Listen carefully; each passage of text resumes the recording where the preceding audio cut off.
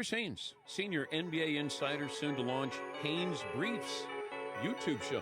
Haynes Briefs. How about a round of applause for that, Chris Haynes? I like that. Haynes Briefs. Haynes Briefs. Haynes Briefs. Talking about the Haynes report. Yeah, I mean, come on, man. Of course. I remember that shit.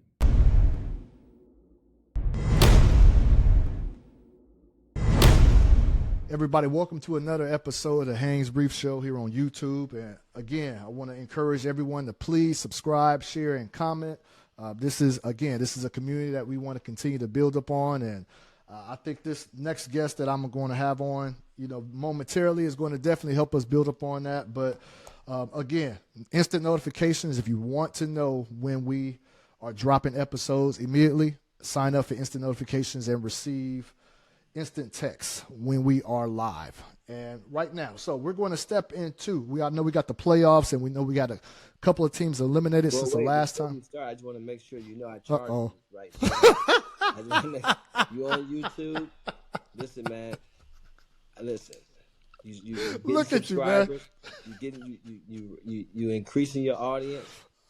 I'm trying. With, there'll be a percentage that's charged back to the viewership, and I want to make sure we do the logistics on how many people watch, so therefore I can calculate what's owed, sir. I just want to let you know that. You studying the analytics. And for those who don't know, for those who might just be listening and hearing, I'm going to introduce that voice you just heard right now. But one of the reasons I have this individual on, he made a significant structured a significant deal that made headlines earlier this week, and so I wanted to bring him on to talk about that and further, and as well, pick his brain on some of the NBA dialogue and topics going on as of right now. But just for formalities, let me formally introduce my guest, CEO of Klutch Sports. You know him as Rich Paul, one of the pioneer agents we have in the game today. Doing big things on and off the court, and so I wanted to definitely bring him on to get his thoughts. But he also, it was a huge deal. There's a company. What deal? I'm gonna get to that, man. I'm gonna get to that. What's your mark? I'm gonna let you say what's your marketing? I guess you would consider the marketing agency you started back in 2021.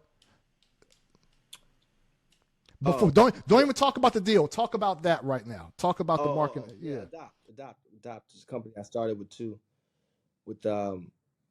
really extremely genius level creatives, and as we get into it, once we get through it, you want to talk about it more. It's just something that we decided to do. Felt like it was an opportunity, a white space in the market, believing in people, and I'll say this again, but just believing in the right people. And we had a couple other people involved, but it was something that we was excited about, and things happen, but it's been great. Okay, I want to tee it up just right there. 2021. For those who remember, we're going to get back into that and delve into it. 2021 is when they started this, and so they've expanded since then, and we're going to tell you all about that. But Rich, I take it you're at home. You're in LA right now. Office. You're in your office here in LA, man. What type of what stuff you got back there, Rich? I see some trophies, some bat. What you got back there, man? Books and trophies and cleats. And, okay. And art. Just a couple different awards and things of that nature. How much is that art back there, that picture right behind you? How much would something like that be worth? That's a good question. I don't know. Okay. I'm slowly starting to get into that, man. I'm collecting a lot of old vintage items, man. I'm interested in things like that now. So yeah, I haven't bought anything in a while. I haven't bought anything in a while, but I need to though. I need to. Mm-hmm. I haven't been out there much. I didn't go to any of the shows. We lost a really just wonderful lady in Elaine Wynn. a couple weeks ago, and she's on the board. She was on the board of the LACMA with me, and had an unbelievable art collection. We used to love to talk about art with her. But yeah, I haven't bought nothing in a while. Now that I think about it, I'm going to tell people. I'm gonna get into it a little bit later, but I would tell people how you kind of years ago in the Cleveland days expanded my horizon a little bit, just my thinking. I'll talk about that later. But for those, whenever you have Rich on, you got to talk. You got to talk a little bit of basketball, and he has clients all over the league, and he's always watching all these games and dissecting them. So I wanted to ask obviously the Lakers, they just got eliminated by the Minnesota Timberwolves in 5 games. The Lakers are the number 3 seed, Minnesota number 6 seed. A lot of people didn't see. Yeah, I understand. A lot of people didn't see that happening. A lot of people. I know that the Timberwolves, they were motivated. They saw an ESPN poll, basically giving their predictions before the series. I know that motivated them. So, what did you see? I think I think I said this on another show. I think people really focus on the popular names or the more popular names and don't really dissect the team aspect of it. And there's also an aspect of it where you've used to seeing someone win for so long, and you just you make these decisions as when you're picking who's going to win a series or not. But it was clear right away that was the worst matchup for them for a number of reasons: size, athleticism, youth, just depth. And it's tough to beat a team like that where outside of Mike Conley, they're athletic, they're long in terms of wingspan, they're fast, quick, dog, and then having someone like Ant who can give you 40. And I also think Ant had a great showing of leadership just in terms of not really having the best night last night, but didn't necessarily get out of character, made the right pass when necessary.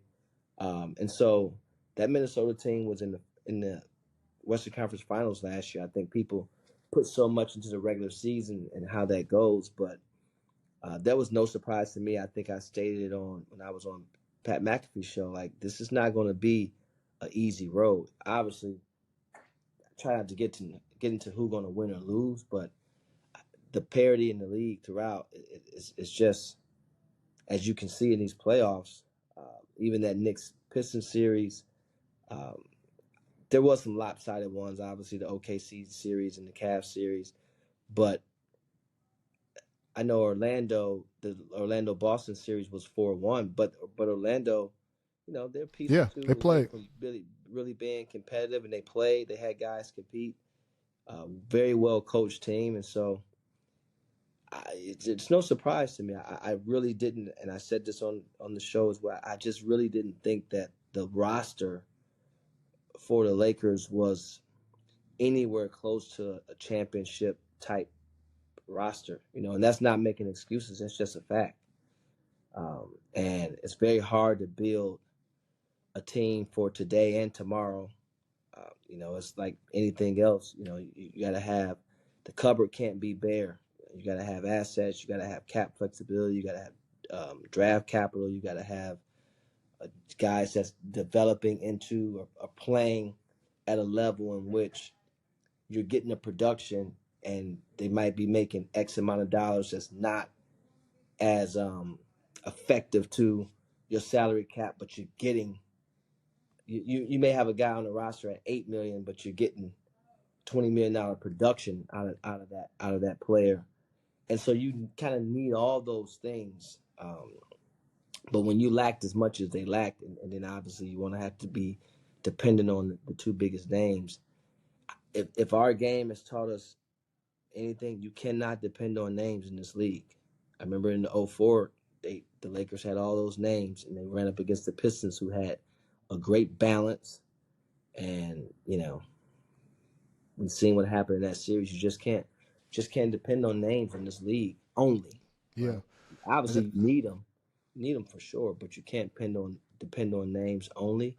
And so, you go back to the drawing board, and hopefully you're able to replenish. How you get there, that's not my, there's just above my pay grade from that perspective. But it's not easy. It's not easy for any team. I look at teams across the league, and obviously I have a profound respect for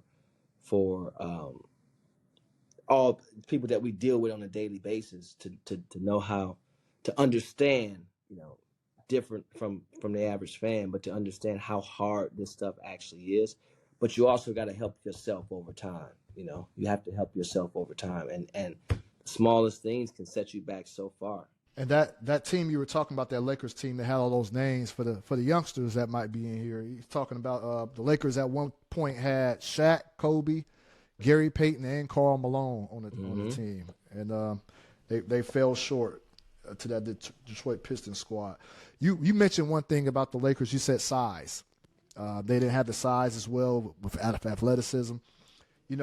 People will argue that there was size, but the size wasn't being utilized, particularly when you're talking about Jaxon Hayes, and you saw Rudy Gobert having such a dominant Game 5, 20-20 monster game, monster outing. What were your thoughts on just how? I'm not trying to get you to question anything, but just your thoughts on how the decision making and just the thought process going into that. I'll never question it, but you also got to understand what leads to that decision making. The series didn't start out like that. That young man was playing. He was given the opportunity to start and play. And then throughout the course of a series, you make adjustments based upon a number of things. Unfortunately, in that perspective, they just couldn't depend on him. And I think that's a testament to the development in our league and having these young guys come in and understand the position that they're in.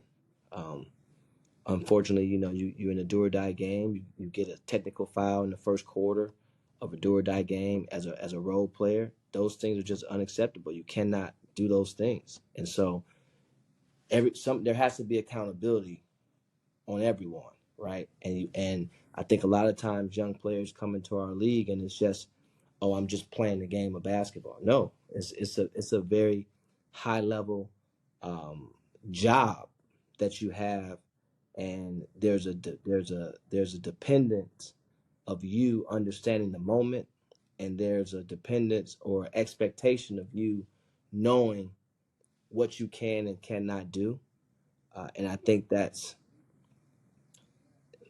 a part of development. And it's not just being able to score buckets or getting in your bag and things like that. I think having the insight to understand my positioning on any team and what I'm able to do, that's a real thing. I think as children you learn, at least I did, there's just certain rooms that you're in and people talking. I wasn't allowed to talk. You wasn't allowed to butt in the conversation or have different times. For sure. But those different times, again, they translate to, no doubt. And you see certain things, and look, and that's not necessarily a knock on Jaxon. He's out there competing, and he's trying to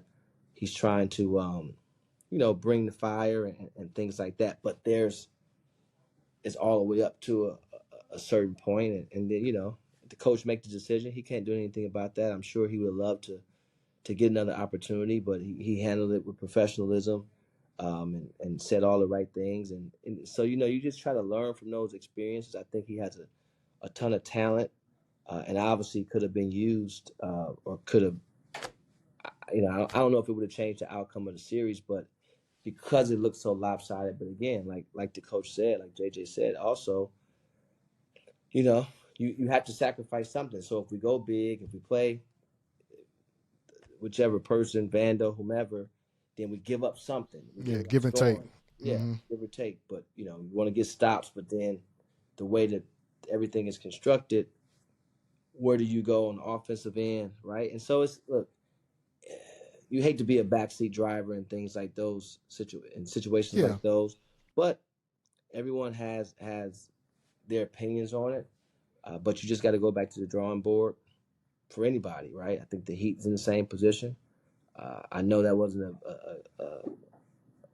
a sweet taste for them to go out like that. And then you got teams like, Giannis and the Bucks. Like he said, I'm a champion. I know what it takes. I've been here before, and somebody like that wants to continue to still be playing. They used to still be playing, and see Dame go down the way he did. It's just there's so many different dynamics throughout the course of series, throughout the course of games. But you gotta tip your hat, and I'm a fan of the Timberwolves, man. I said at the beginning of the year, and although I think Finch said it in his press conference, although they had ups and downs this season, that's part of it. When you come off of Western Conference Finals, you trade Cat, you're trying to gel. It's tough, but then you get to this point, the season starts over. You got 2 weeks to prepare. A couple days in between to prepare and make adjustments. And they did a great job of exploiting certain things, and they're supposed to win. That's the seeding stuff, especially in the West. West is you tough. can really pick out of a hat. In any playoff series, styles make fights, as you know, and you have to have the depth to be able to chess match. Okay, you go big, we're gonna go small.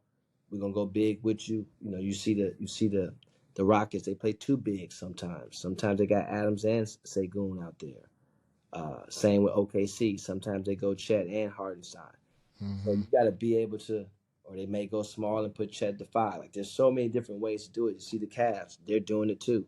They go with the big lineup to start, and then they may bring in Hunter and have Strus and Darius, or they may go Donovan and Ty Jerome. Right. So when that team is just tough to beat. Same with Boston. They can play Porzingis and Horford. They can go really big and go. Yep. I mean, they can go really small, which is not really small for them because they can go Horford. I mean, they can go Porzingis, Tatum, Brown, White, Holiday. Yeah. Now they can now for the most part you can switch everything. Yeah. Pretty much, or 1 through 5, and then just help Porzingis somewhat with stunting and things like that. But again, you got to have those for a coach to actually be able to do their job. You got to have all those pieces. And I thought even prior to JJ coming, Darvin Ham did a great job with what he had. To be able, but again, also I agree too. Yeah, but also matchups came into play.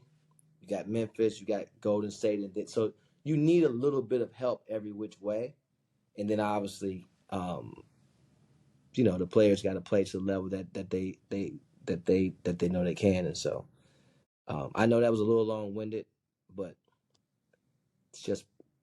I love this game. I really do. I can tell. You went around the league. I can tell, man. Yeah, I love it. You said something earlier within that about accountability and guys having to know their role. You got to know like the leash that you have, what you can and cannot do. Yeah. And in saying that, Rich, I spoke to Chris Paul not too long ago, and he told me about something that they had instilled when he was in Phoenix. He said that they established this system within the players where the first 3 quarters, it's okay. Go ahead and get a technical. But in the fourth quarter, when the games matter, when it's close, if you get a technical in the fourth quarter, after each game, you have to pay each teammate $100. That was just a way. And I know people may say, well, $100 is giving $100 to 15. But it's not the money. It's the principle of it all. It's the principle of it, exactly. You're trying to help people understand that how important it is. And in those moments, it's not about you. And don't get me wrong, I represent guys that are tech crazy. I get it, But they also have this. They also have the sweat equity. So know what you get when you come into it. But for a younger player, right, a younger player who's trying to fight for their life, you just can't. You just never want those things to be the reason why a team don't bring you back. Yeah, for sure. Right? Because our league, there's nothing guaranteed in our league. No matter what pick you was in the lottery what round you win or anything like that. It's just nothing guaranteed in our league. And so you want, unless you are a guy that obviously you have what I would say a lot of puts, right? Mm-hmm. And production, which brings you your puts, the productions which brings your puts. If you're one of those guys, then you would prefer they don't, but you understand if they do, and you move on and you live with it. Mm-hmm. But man, when you barely hanging on in a situation, you just can't afford it. You just can't Yeah. afford it. And I want to see all these young guys do well, because there's no better business than the business of sports. There just isn't. And when you're being paid, I don't care if it's 1 million to 60 million. You can't walk in no job that's going to start you off at making $1 million. Mm-hmm. There's people, so just having that perspective and trying to stay around this game and around the league as long as you possibly can. And so when I see things like that, and again, I'm not getting down on anybody, but it's just, I just know how fragile this stuff is, man. And these kids, these young men, they work all their lives to get to this level. They work all their lives to get to this level. And when they get here, they have so many people depending on them, which fair or unfair. And if they don't stay long, they're not going to have enough. Mm-hmm. You're not going to have enough. You can't live till you 80, 85 years old off of, you just can't do it. Yeah. And so that'd be the unfortunate part. You see guys, I think I saw something with a player saying, you want to blame the representation for the financial stuff. I'm like, That happens a lot. Not even because I'm representation, but it's just like, really? Yeah. Like, I mean, that's crazy to me. You talked about, for those that's actually, we can only charge 4%. That's the highest, and most in our industry is not even close to that, right? So, you're talking about maybe if you make $100, you're talking about giving somebody $4, so you taking home 96, and you blaming them. That is wild. I mean, that's just crazy. That's just crazy to me. Well, I mean, when you put it like that, yeah, it does. But that's what it is. I think that it's very misleading for somebody to think, oh, like when I tell people, they be like, oh, really? That's it? I'm like, yeah. Now, don't get me wrong. It's all a blessing, and you appreciate it. But it's like only in our space do people think like that. Yeah. Right? You're right. I got friends who built unbelievable business. I can't tell you how much representation they have for themselves, and they're not looking to penny pinch about that, Yeah. And they damn sure ain't looking to blame somebody for their spending habits. That's just a whole other world. So sometimes I see stuff, and I'm just like, Brett.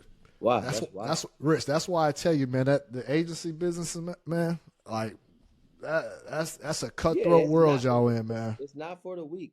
It's not for the weak. I know. People make it. Some people make it look easy, and people may look at me and think it's easy, but it's definitely not for the.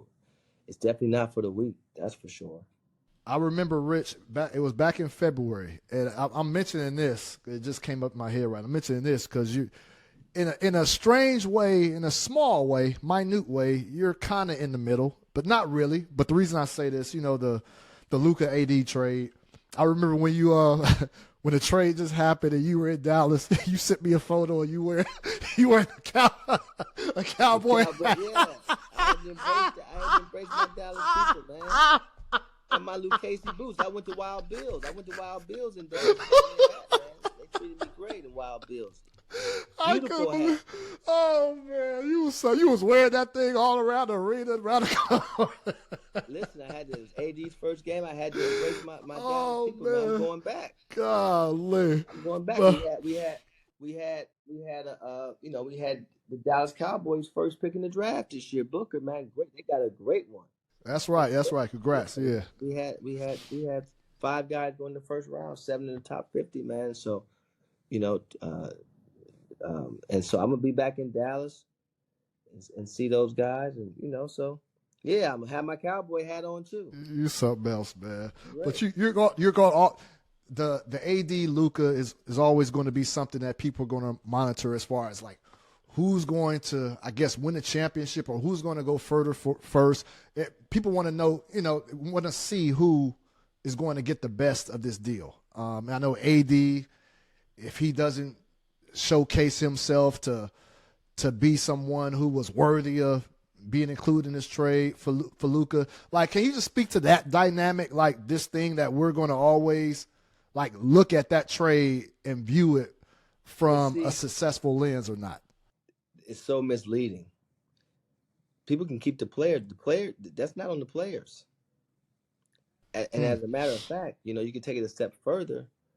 And again, I won't get into this GOAT debate or anything like that. But in order to be successful as an athlete, oftentimes we lean on the talent, right? But, oh, man, I think Perk mentioned this the other day. I was screaming crazy about something one time during the finals. And I don't talk at games or anything. And I wasn't verbally screaming, really. I was talking with my eyes because, I don't really talk at games like that. And afterwards, the conversation we had was, it was educational for me in terms of it ain't as simple and easy as you think, right? But I say all that to say it's not on the players. Those guys can go out and score 30 and 40 and 50. They can do all that. But it's a race of the front offices, right? Who's going to make the proper moves to put the proper talent around for each one of those guys to be successful? You can say what you want about anybody when it was the Detroit Pistons and they were winning back when Isaiah was playing. They drafted Dumars. They went and got Aguirre. They got Rodman and Rick Mahorn. Like when it was the Lakers, they got Worthy and Magic and Kareem, and winning Michael Cooper and Byron Scott. It's as much as you want to lean on how great an individual was and or is, you also have to factor in the decision makers to help place the proper pieces around them that allows them to be great in those moments as well.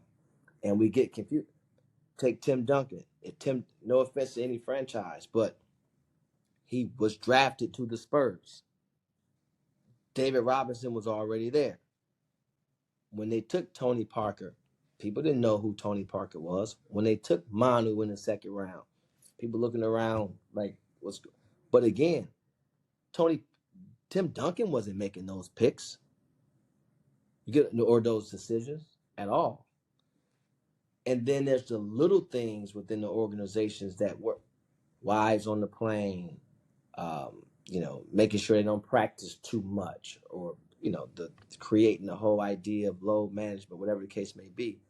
All those things matter as it pertains to trying to win, establishing a culture and things like that. And so, yeah, we're going to always have the conversation about the top players, and it should be about the top players in every era and things like that. But you always have to look into what takes place. Again, Tim Connolly, he trades for Rudy Gobert, gives up whatever he gives up. What did he give up? 4 first-round picks, right? People are like, for Rudy Gobert, what is that? And then last year he trade Karl-Anthony Towns. And now you bring in Julius Randle and Dante DiVincenzo. That team got tougher. That team it's a different style. Now, I'm not saying that they're going to get back to the Western Conference Finals. Maybe they will.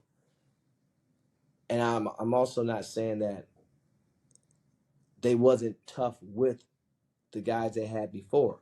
But when you look at the dynamic of it, it's a different team, and they're playing a different style of basketball. And then now a guy like Rudy, although I mean last night he's out there playing against guys my height, but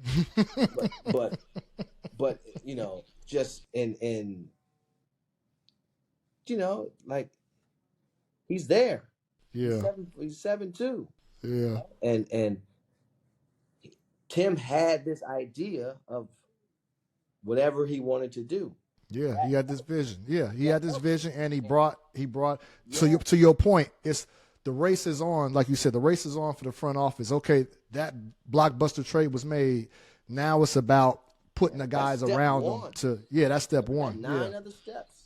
Got you. I don't. I'm watching with my popcorn, but they have 9 other steps, and so again, you have to talk about it on these shows and things like that, but.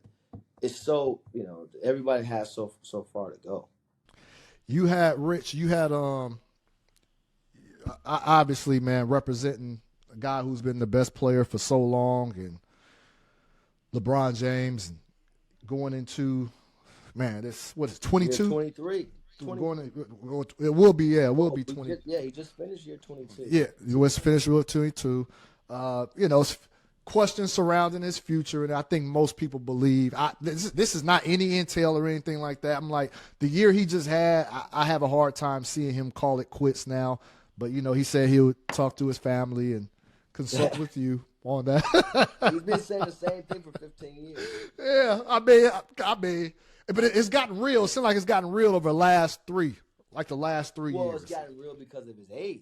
Yeah, that's He's true. Up in age. That's terms true. Of basketball, he's still a very young man in terms of life, but in terms of basketball, and then you know the way he plays and how long he plays into.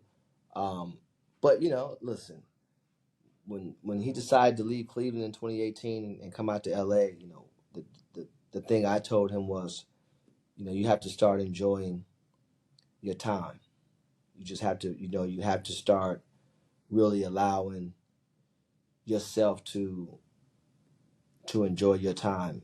That you know you get his game, everything. I think it's important for the young people that come in that locker room to experience, whether it's a year or 10-day or 3 years, their experience with LeBron James should be one that they never forget, that they can tell their kids and their grandkids about.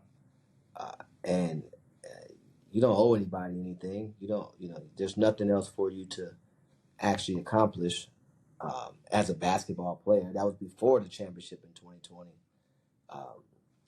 But you should enjoy it. You shouldn't cheat it, which he never has. Yeah, you definitely can't say that. And you know, winning it all is hard. If it was easy, obviously everyone would do it. And it's also not something that is solely dependent of you. So you can't put it all on you all the time. Now, your performance, what you do, you know, how you do it, how you treat your teammates, how you approach the game, and all those things, how you try to perfect your craft and add to in the summertime and things like that to make sure you're ready for the season. That's all on you. Mm-hmm. But and the reason I brought him up, Rich, is because the question it brings up the question I wanted to pose to you about LeBron is, again, year 22. Mm-hmm.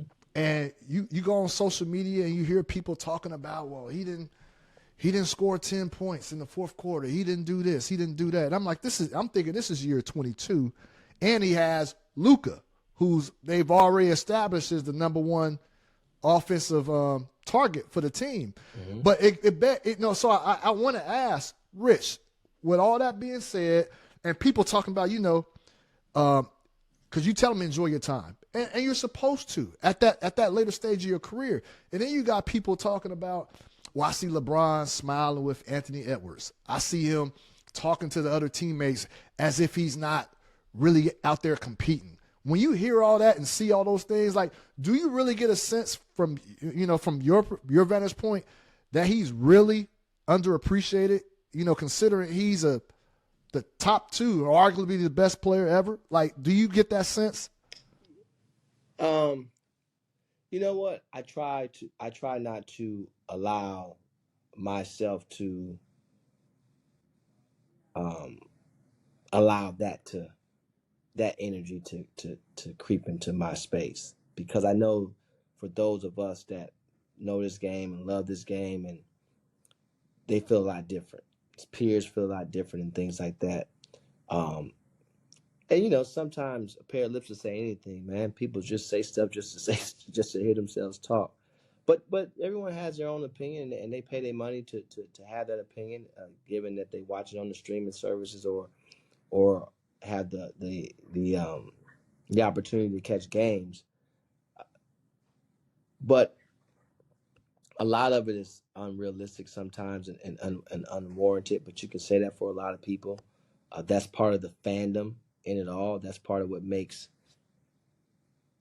all of this stuff, the ecosystem of sport and competition. That's part of it. But when you've played to that level, again, man, you don't owe nobody anything. You owe your teammates and your coaching staff and your organization 110% every time you step out on that floor to the best of your capabilities. And after that, those that it's going to be with you through the ups and the downs, through the wins and the losses. But you always need that other side too. Don't get me wrong. You need that other side. You need that the naysayers and things like that. That's part of it, So although I don't let it, from an energy perspective, creep into my space, I do respect it and understand it, because it's part of sport. It's why you love this game. It's why you love this industry. If you don't have people booing and critiquing and things like that, then what's the fun in it, right? And so I've been able to be a good sport about it. Could it be annoying sometimes? Yeah. And then obviously nowadays everybody got a voice with social media and things like that. But it's cool too. Like I think you, again, you have to find the humor in it all, and you have to have humility within. So when you look at the big picture of it, push everything in the middle. I personally wouldn't change a thing. And at some point, he's going to have to get off the roller coaster. I'll still be riding. And the last thing I want to get to before we get to your new deal, I have to ask you about this going back. About this new deal, man. What new deal? Go ahead. This new deal. I want to see if you expound upon it a little bit more, because when reports get out, they give you they just give you the basics. They don't really sum it up like I know the real true deal makers can. But before I get to that, I have to ask you, Rich. I have to ask you. I know this is not Monday. No, this is not Monday. What they call it? Monday night quarterback. Is that how they say it? I don't know. But okay, Rich, what did you think of Game 4 strategy of Lakers not making any subs in that second half? Trying to win the game, man. I don't know. Like, you're trying to win the game. Again, if they would have won the game, it's one possession from winning that game. If they win the game, and that it's not even just about the Lakers. Any coach. A coach's job is to try to win the game. He's playing the players that he feel like he can win the game. You can be a backseat driver all you want. Yes, I was always taught yesterday's scores don't tell today's game. Man's trying to win the game. So, stand in his shoes, make the decisions, and you live with them at the end of the day. And I think the last thing you're thinking about is anybody being fatigued or anything like that when you in a do or die situation and you're trying to win the game. Just like you may be 300 pounds, but if you walk past that house and that dog come out that driveway, hey, listen.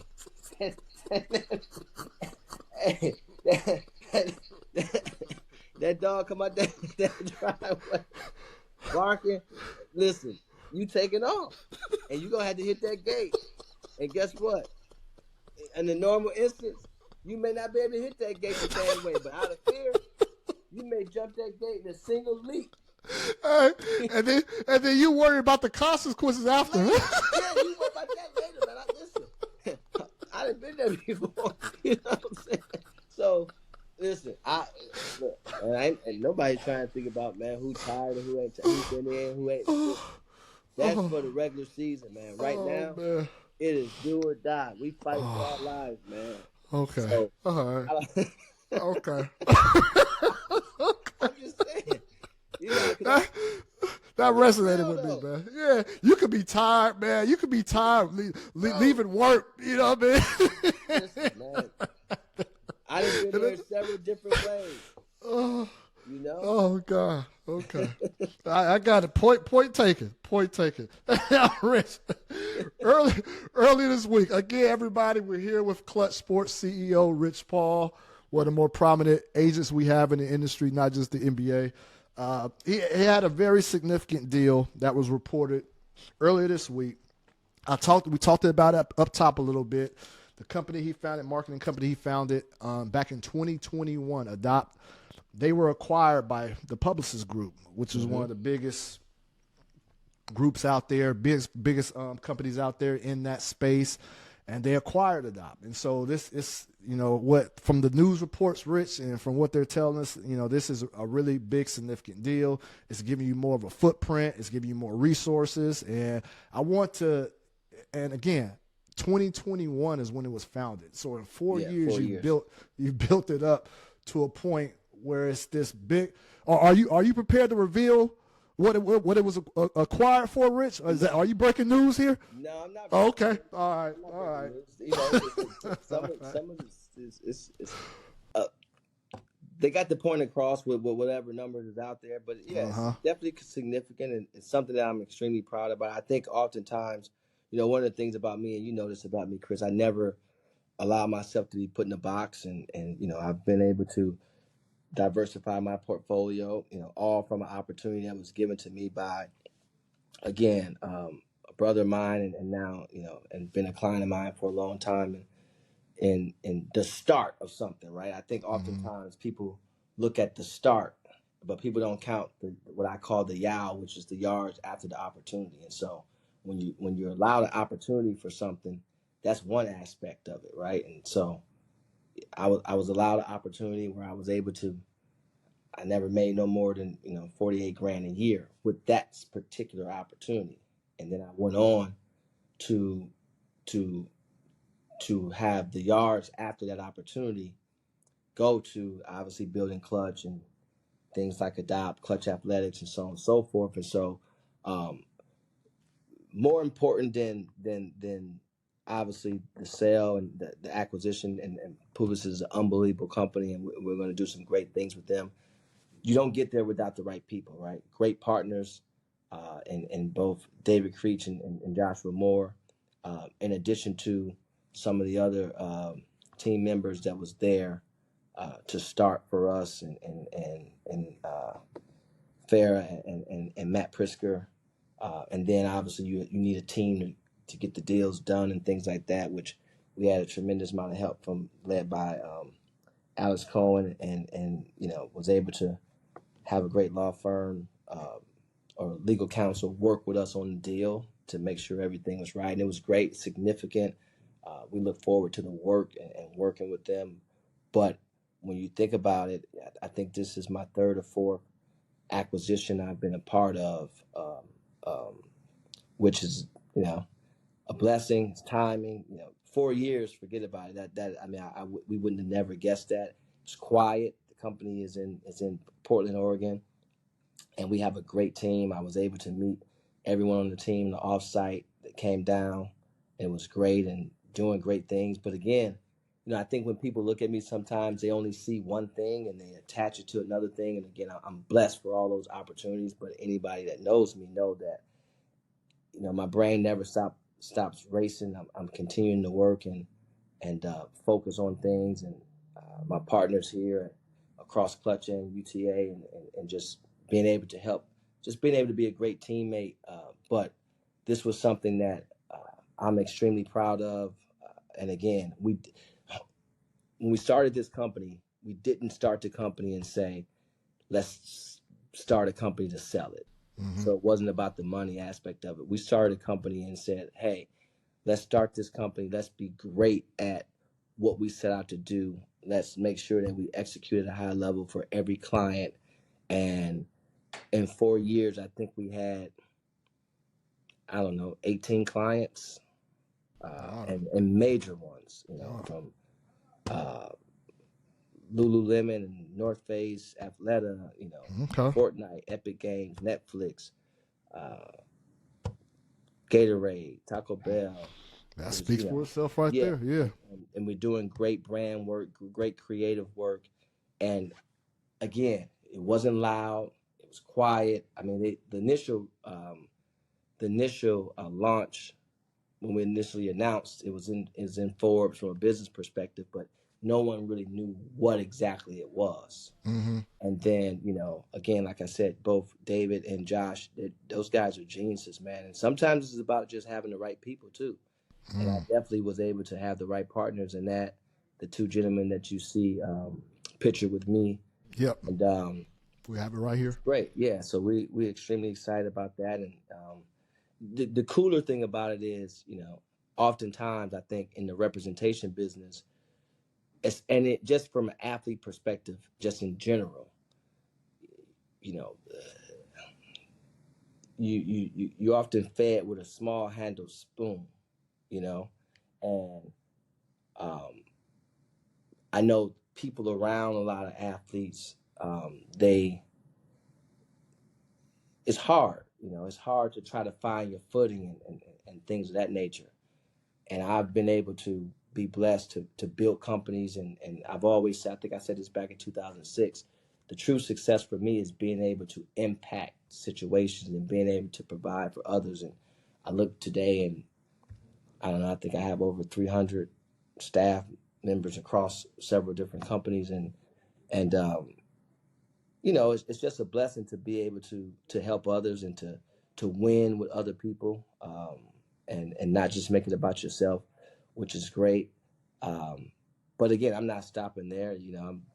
It'll be something created new tomorrow, and so while still doing my day job, which I can walk and chew bubble gum. And so, but the point I was trying to make is my clients, those that I'm blessed to represent, they're also happy for you, right? And I think that's where it differentiates for me. It's a lot different than the average agent that it's a very paranoid business, and oftentimes you have to tiptoe around and walk on eggshells. And I've been blessed not to have to do that, and my guys really support me and know the business acumen that I have, and the creative juices that flows within my DNA.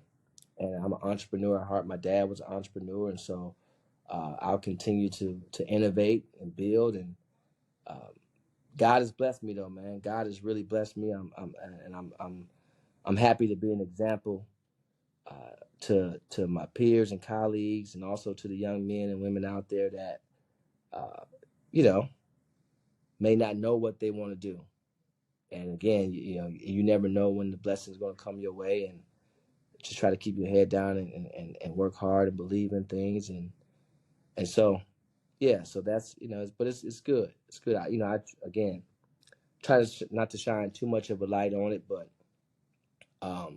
sometimes you have to celebrate those wins. And so for sure.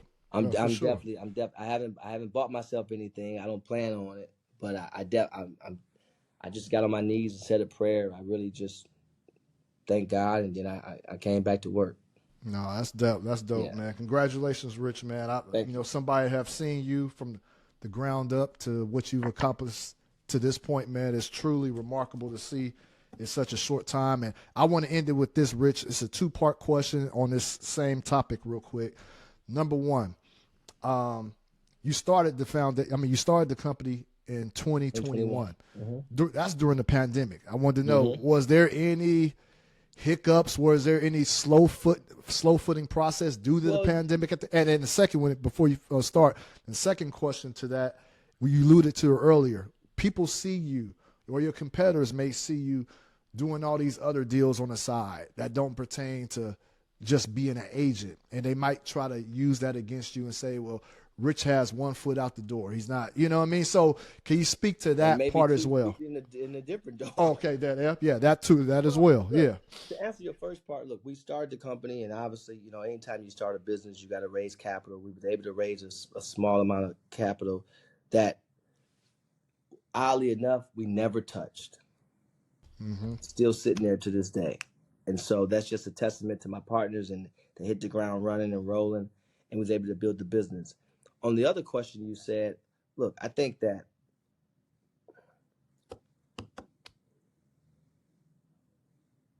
people are going to always, mediocre people are territorial.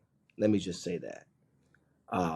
And if there's a negative connotation or perception about someone continuously showing you that, hey, I can start here, build here, execute this way, and exit, then this whole idea of you wanting to understand business and know business and be in business, you probably should do something different, because you're not really listening. You just blabbering for the most part.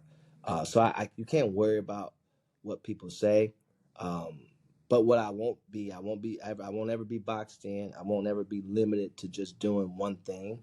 And, that's never been me, ever. That's never been me. And so I'm not going to start now. So if anyone has an issue with it, then they should probably go and have an Arnold Palmer with some simple syrup and catch a breeze,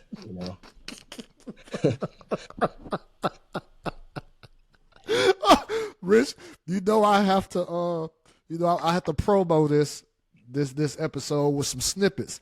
And I already know what snippet I'm using, man. I'm using one snippet about what was your analogy, man, about running when that dog hit? Yeah, I'm using I'm using for real. Listen, I'm using that, man. Seriously, man.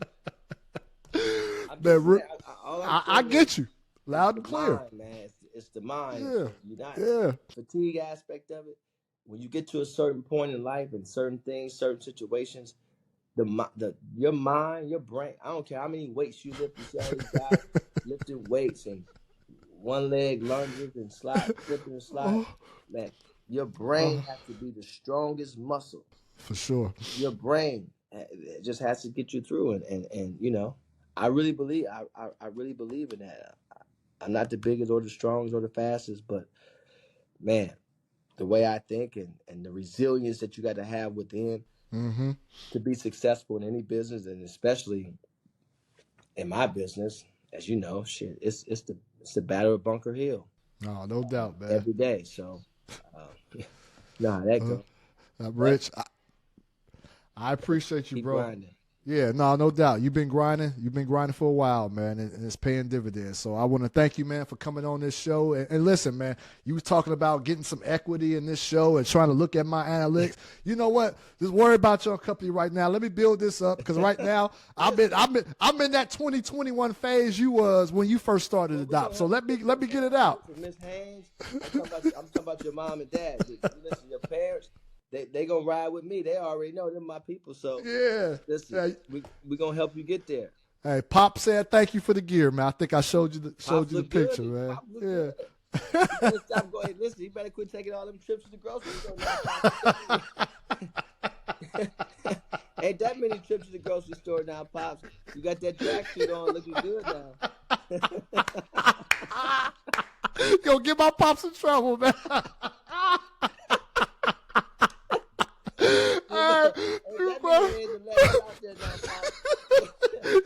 You ain't got a grocery shopping that many times in a week, huh? No. You crazy, bro. All right, this was Klutch Sports CEO Rich Paul, man, one of the most prominent agents, man, most prominent businessmen we have, in this country, man. He graced us to come on the Haynes Briefs show, man, and I want to thank you, brother. Thank you for your time, man. I appreciate you taking the time out. I know your schedule is busy. Hopefully I'll see you later in Cleveland this summer. I'm just leaving it at that, man. Hopefully I'll see you later in Cleveland this summer. We'll see. You know what I'm talking about. Yeah. Yeah, okay. All right. Oh, yeah. I think it's on the schedule. All right. Okay. It's tentatively on the schedule. Okay. I appreciate that, brother. You take Okay. care, Rich.